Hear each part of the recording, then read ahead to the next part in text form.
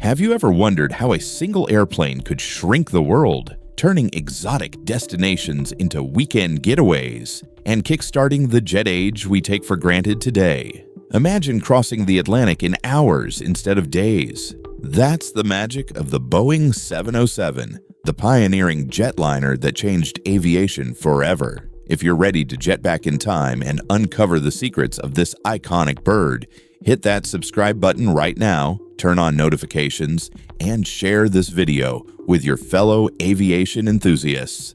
Let's take off. Picture this. It's the early 1950s, and the world of aviation is still buzzing with the hum of propeller-driven planes. Transatlantic journeys take grueling days on ships or endless hours in the air, bouncing through turbulence. But over at Boeing's headquarters in Seattle, a daring vision is taking shape. The company, fresh from wartime successes, decides to risk it all, pouring a jaw-dropping $16 million, nearly a quarter of its net worth, into a radical prototype. They call it the Boeing 367-80, or the Dash 80 for short. This wasn't just another aircraft. It was a high-stakes bet on the future of jet travel, designed to prove that jets could be safe, fast, and profitable for civilians. The Dash 80 rolls out in secret, its sleek lines hiding revolutionary features like 35-degree swept wings and engines podded beneath them, a design that would minimize risks and maximize performance. On July 15, 1954, the prototype lifts off for its maiden flight, slicing through the skies at speeds unimaginable for the era. But the road ahead is fraught with peril. Testing reveals engine troubles, structural strains from supersonic dives, and the sheer terror of barrel rolls demonstrated by test pilot Tex Johnston to wow executives.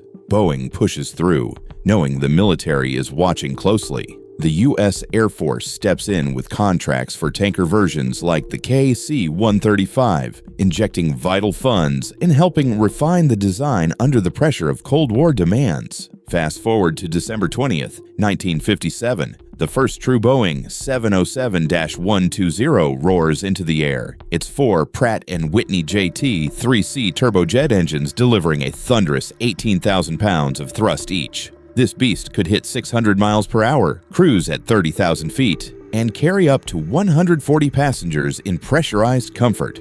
A far cry from the vibrating, noisy prop planes of old. But Boeing isn't done innovating. They evolved the design with aluminum alloys for lightness and strength, advanced aerodynamics for efficiency, and even early hints of fly-by-wire controls. Enter Pan American World Airways, Pan Am, the glamorous airline that becomes the 707's launch customer. They demand tweaks like a wider fuselage for more seats. And on October 26, 1958, history is made. Pan Am's Clipper America departs New York for Paris, completing the transatlantic hop in under 8 hours. Passengers sip champagne in luxury, while the world watches in awe.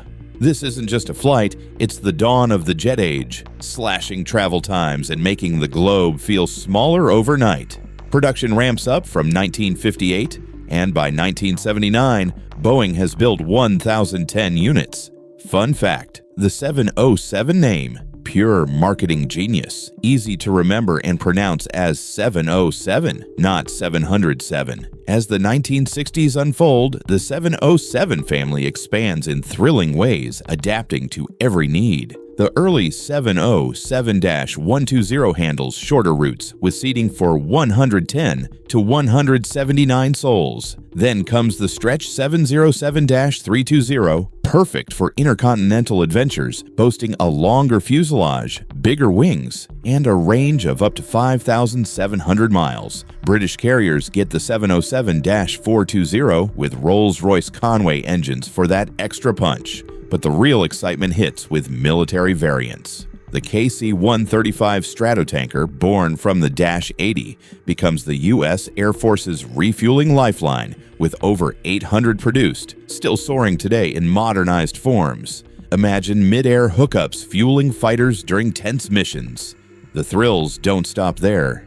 The E-3 Sentry AWACS transforms the 707 into a flying radar fortress, topped with a massive rotating dome for surveillance that spots threats from hundreds of miles away.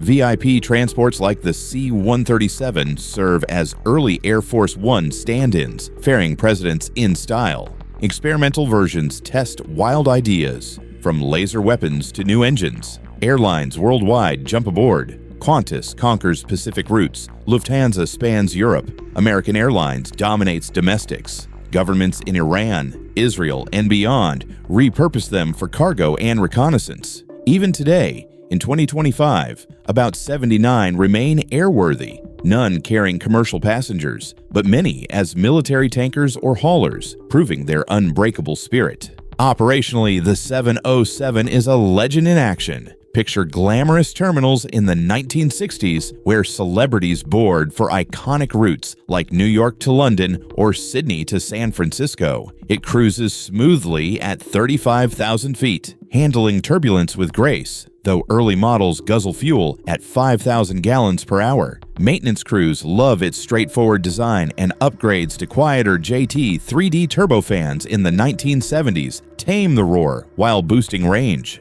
Militarily, it's a hero.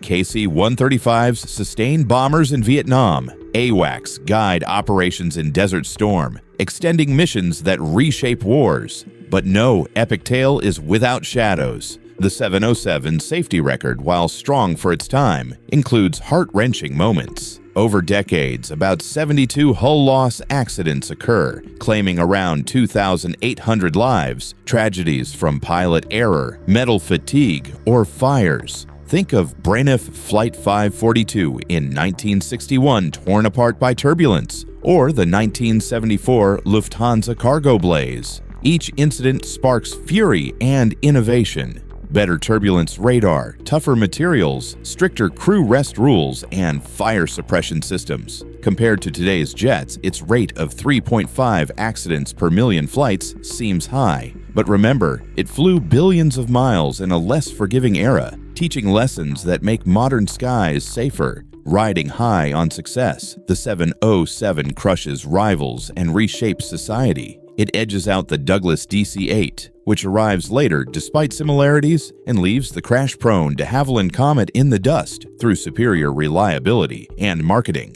Ticket prices plummet. Transatlantic fares have, in real terms, democratizing air travel. Suddenly, the middle class jets off to vacations. Businesses expand globally, and cultures collide in exciting ways. The 707 embodies the swinging 60s. Frank Sinatra zipping between gigs. The Beatles conquering America. It inspires Boeing's next giants, the nimble 727, the massive 747, proving jets can profit big. Culturally, it stars in thrillers like Airport, symbolizing speed and sophistication that shrink the world and fuel globalization. Yet, as the 1980s dawn, challenges mount. Soaring fuel costs and noise regulations push retirements, with most commercial operations ending by the 2000s. The last passenger flight bows out in 2013, but the legacy endures. In 2025, the 707's DNA lives in every jet. Efficient pods, comfy cabins, worldwide reach. It even hints at future eco-designs with sustainable fuels. For preservation, enthusiasts can chase these icons. Seattle's Museum of Flight guards the first presidential 707 SAM 970. The Ronald Reagan Presidential Library showcases his Air Force One. In Australia, the Qantas Founders Museum offers a peek inside a restored 707-138B, while the Travolta donated one heads to HARS, dismantled for shipping and set for reassembly as a stunning static display. Arizona's Pima Air and Space Museum holds prototypes, the Empire State Aerosciences Museum, a fuselage, and Britain's RAF Museum Cosford once featured sections, reminders of a revolutionary era.